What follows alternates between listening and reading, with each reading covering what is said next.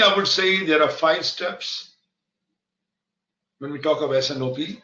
The very step 1 is collecting the data. Supply, marketing input, sales actual, the whole data is gathered around. Step 2 comes the demand planning. And the demand planning becomes my whole complete forecast, and then it goes to the supply planning. If I'm heading the supply side, I try to see these guys are asking for big things. Am I able to cope up? My suppliers, can they cope up? Can the production also cope up?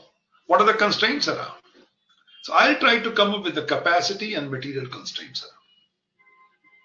Now, obviously, there are trade-off is required. Demand is giving big ideas around. I have my limitations.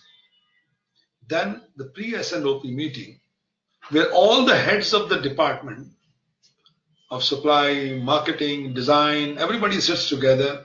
They try to resolve the conflict. Guys, okay, this problem we can solve this way.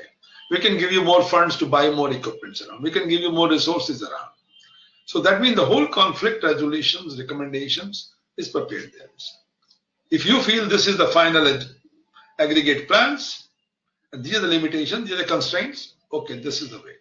Now, ultimately, the game plan ends when these decisions are supported by the top management. If top management is not supporting it, it will not work. So the decision and the game plan, and then comes back to them. In a simple version, if I want to talk around week 1, I look at the sales review, previous period review, the market intelligence, demand shaping, forecasts and orders, finished goods.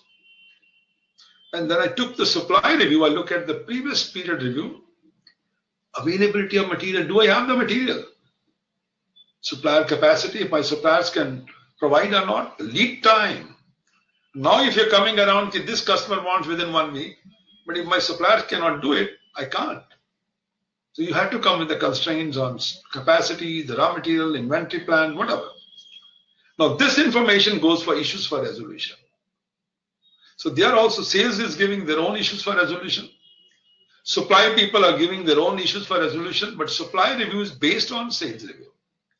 Now operation people who are doing the production side, manufacturing side, previous period reviews, supply provisions, because operation also depends on supply.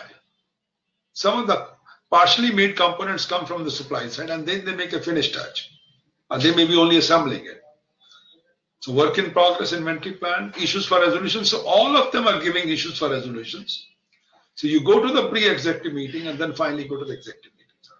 So this is the broadly I would call around the standard process.